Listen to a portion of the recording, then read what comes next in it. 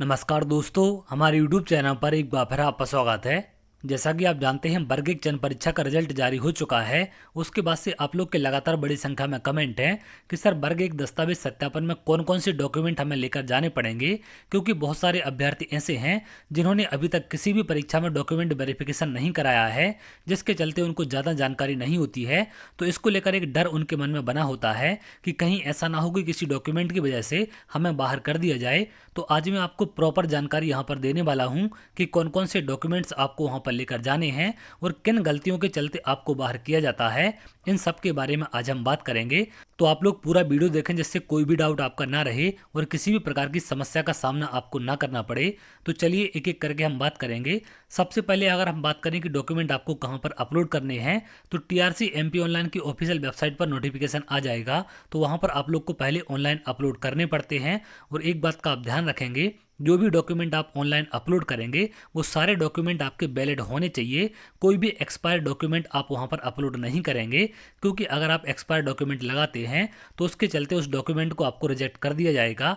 इसलिए आप लोग इस बात का ध्यान रखेंगे कि कोई भी एक्सपायर डॉक्यूमेंट आप ना लगाएं। अगर कोई डॉक्यूमेंट आपका एक्सपायर हो चुका है तो आप दोबारा से उसे बनवा सकते हैं, क्योंकि अभी आपके पास समय है और जो भी गलतियां हैं आप उनमें भी सुधार करवा सकते हैं। तो चलिए एक एक करके इन सब के बारे में हम बात करेंगे।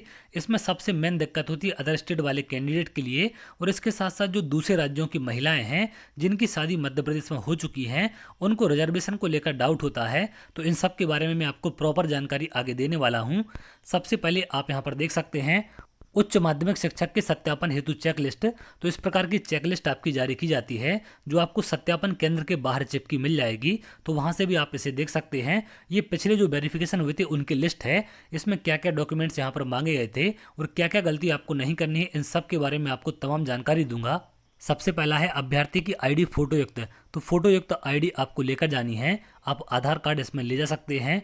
इसके साथ साथ अभ्यर्थी का स्कोर कार्ड, ये मैंडेटरी नहीं होता है। आप चाहें तो इसे लेकर जाएं या ना लेकर जाएं, इससे कोई भी दिक्कत नहीं होती है, ना ही इसको मांगा जाता है। लेकिन यहाँ पर कहीं कहीं पर इसको प्रिंट करके बाहर लगा दिया जाता है। तो अगर आपके पास है तो आप ले जा सकते हैं, इसकी वैसे ज़रूरत वहाँ पर नहीं पड़ती है। अगला है हाई स्कूल हायर सेकेंडरी की अंक सूची जन्म तिथि सत्यापन हेतु। तो 10वीं और 12वीं की मार्कशीट आपको वहाँ पर अपलोड करनी पड़ती है, जिससे आपकी जन्म तिथि का सत्यापन किया जाता है। और 10वीं की मार्कशीट से ही आपका जन्म तिथि का सत्यापन होता है। इस बात का आप लोग ध्यान रखेंगे। अब बहुत सारे अभ्यर्थी ऐसे होते हैं जिनकी मार्कशीट में स्पेलिंग मिस्टेक होती है, या फिर अलग अलग मार्कशीट में अलग अलग स्पेलिंग होती है, या फिर किसी में सरनेम लगा होता है, किसी से हटा होता है। तो इन सब के लिए क्या करना है उसके बारे में आपको आगे जानकारी दूंगा। अभी यहाँ पर आप डॉक्यूमेंट देख लें पहले। अपलोड की गई स्नातकोत्तर की प्रत्येक वर्ष की अंक सूची। तो आपको पीजी की सभी प्रत्येक वर्ष की अंक सूची अपलोड करना है। स्नातक की प्रत्येक वर्ष की अंक सूची, तो ये भी आपको यहाँ पर प्रत्येक वर्ष की लगानी पड़ती है। तो जो भी डॉक्यूमेंट आप अपलोड करेंगे वही डॉक्यूमेंट आपको वहाँ पर दिखाने पड़ते हैं, इस बात का आप ध्यान रखेंगे। बीएड की अंक सूची, क्योंकि वर्ग एक में सिर्फ बीएड वालों को मान्य किया जाता है, इसलिए यहाँ पर बीएड की सभी सेमेस्टर वाइज अंक सूची आपसे मांगी जाती हैं। अगला है अधिकारी का मूल निवासी प्रमाण पत्र। यदि किसी भी प्रकार के आरक्षण का लाभ लिया हो, तो अगर आप किसी भी कैटेगरी से बिलोंग करते हैं तो आपको मूल निवास लगाना पड़ेगा, क्योंकि सिर्फ मध्य प्रदेश के मूल निवासियों को आरक्षण का लाभ दिया जाता है। इस बात का आप लोग ध्यान रखेंगे। अदर स्टेट वाले कैंडिडेट सभी को जनरल में काउंट किया जाता है, चाहे मेल हो या फिर फीमेल। अगला है SC ST OBC EWS अतिथि शिक्षक के सक्षम अधिकारी के प्रमाण पत्र। तो अगर आपने किसी कैटेगरी का लाभ लिया है तो उसका प्रमाण पत्र आपको अपलोड करना पड़ेगा। इसके साथ साथ अगर आप गेस्ट फैकल्टी हैं तो इसका भी आपको स्कोर कार्ड अपलोड करना पड़ता है, इस बात का भी आप ध्यान रखेंगे। अगला है उपनाम परिवर्तन की स्थिति में शपथ पत्र। तो अगर आपके सरनेम में चेंज है तो आप उसमें शपथ पत्र लगा सकते हैं। जैसे बहुत सारी फीमेल कैंडिडेट ऐसी होती हैं जिनकी शादी के बाद सरनेम चेंज हो जाते हैं, तो आप लोग शपथ पत्र लगा सकते हैं। उससे कोई भी दिक्कत आपको नहीं होगी अगर आपका सरनेम चेंज हो चुका है। अगला है नाम परिवर्तन की स्थिति में गजट नोटिफिकेशन। अगर आपका नाम भी चेंज हो गया है तो आपको गजट नोटिफिकेशन का जो पत्र होता है उसको यहाँ पर लगाना पड़ेगा। अगला है अन्य कोई दस्तावेज अभ्यर्थी द्वारा पोर्टल पर अपलोड किया गया हो। इसके अलावा अगर कोई भी डॉक्यूमेंट आप अपलोड करते हैं तो वो भी आपको यहाँ पर लेकर जाना पड़ेगा, और इनके 3 सेट बनाकर ले जाने पड़ते हैं, इस बात का आप ध्यान रखेंगे। अब अगर हम बात करें कि इनमें क्या क्या गलतियां हैं जिनके चलते आपको बाहर किया जाता है और कौन कौन सी गलतियां काउंट की जाती हैं या जिनको कंसीडर किया जाता है, सबसे पहले अगर हम बात करें अंक सूचियों में प्रिंटिंग मिस्टेक की, जिसको लेकर अधिकांश लोगों को डाउट होता है और बहुत सारे लोगों में इस प्रकार की गलतियां देखने को मिलती हैं कि किसी के अंक सूची में प्रिंटिंग मिस्टेक है या फिर कोई लेटर बदल चुका है या फिर सरनेम हट गया या फिर सरनेम आ चुका है। तो अगर इस प्रकार की कोई भी गलती है तो प्रिंटिंग मिस्टेक वाले अभ्यर्थी ध्यान रखेंगे, प्रिंटिंग मिस्टेक आपकी कंसीडर की जाती है। एक आध लेटर का डिफरेंस है तो आपका चल जाएगा, लेकिन अगर आपका सरनेम हट गया या फिर सरनेम जुड़ गया है तो उसके लिए आप लोग एक शपथ पत्र बनवा लेंगे, जिससे आपको कंसीडर कर लिया जाएगा। अब अगर हम बात करें अदर स्टेट की महिलाओं की जिनकी शादी मध्य प्रदेश में हो चुकी है, तो क्या मध्य प्रदेश में शादी होने के बाद उन्हें आरक्षण का लाभ मिलेगा या नहीं मिलेगा, तो इसको लेकर मध्य प्रदेश हाईकोर्ट की तरफ से एक फैसला दिया गया था। आप यहाँ पर देख सकते हैं मध्य प्रदेश हाईकोर्ट ने एक अहम फैसले में कहा है कि राज्य के बाहर की आरक्षित वर्ग की महिलाओं को मध्य प्रदेश में शादी कर लेने के आधार पर नौकरियों में आरक्षण का लाभ नहीं मिल सकता है। यानी कि यदि आपकी शादी अदर स्टेट से मध्य प्रदेश में हुई है तो आपको अदर स्टेट में जिस कैटेगरी से लाभ मिलता था उस कैटेगरी से लाभ मध्य प्रदेश में आपको नहीं मिलेगा। इस बात का आप ध्यान रखेंगे। इसको लेकर हाईकोर्ट की तरफ से फैसला दिया जा चुका है।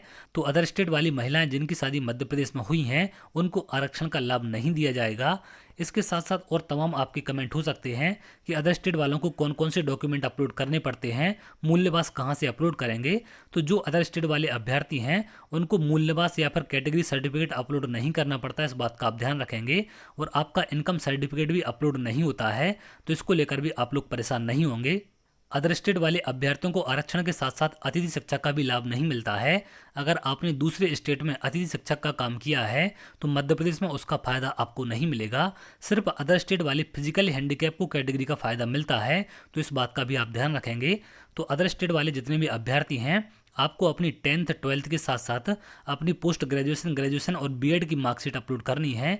बाकी सारी चीज़ें आप पोर्टल पर जाकर देख सकते हैं कौन कौन से ऑप्शन वहां पर आपको दिए जाते हैं। जो चीज़ें मैंडेटरी होती हैं उस पर रेड कलर का स्टार बना होता है, तो उसको आप अपलोड जरूर करेंगे। अब यहाँ पर एक कमेंट और आपका देखने मिलता है कि सर समग्र आईडी या फिर रोजगार पंजीयन का क्या होगा, क्या ये दोनों चीज़ें अपलोड की जाती है नहीं की जाती। तो इन दोनों चीज़ों की कहीं पर भी ज़रूरत नहीं होती है, ना ही आपका रोजगार पंजीयन लगता है और ना ही आपकी समग्र आईडी। तो इन दोनों चीज़ों को लेकर आप परेशान नहीं होंगे और इनकम सर्टिफिकेट को लेकर भी आप परेशान नहीं होंगे। अगर आपके पास है तो आप रख कर ले जाएंगे। इस बात का आप ध्यान रखें। कोई भी डॉक्यूमेंट आप घर पर छोड़कर ना जाएं। तो जो भी यहाँ पर आपके डाउट हैं वो सारे लगभग क्लियर हो चुके हैं। दूसरे राज्यों वाले अभ्यर्थी इस बात का ध्यान रखेंगे, आपको मूल्यवास जाति प्रमाण पत्र और अतिथि शिक्षक का अनुभव प्रमाण पत्र अपलोड नहीं करना है और ना ही इनका लाभ आपको दिया जाएगा। आपको सभी को जनरल कैटेगरी से फाइट करना पड़ेगा। और इसके अलावा डॉक्यूमेंट में अगर आपको किसी भी प्रकार की दिक्कत है तो आप लोग उसके लिए एफिडेविट बनवा सकते हैं।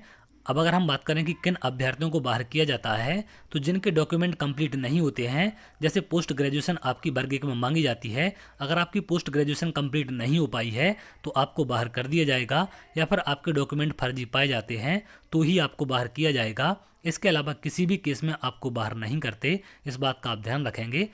तो उम्मीद करते हैं सारी चीज़ें आपकी यहाँ पर क्लियर हो चुकी हैं और इसके अलावा जो भी आपके डाउट थे उन पर भी मैंने आपको सारी चीज़ें बता दी हैं।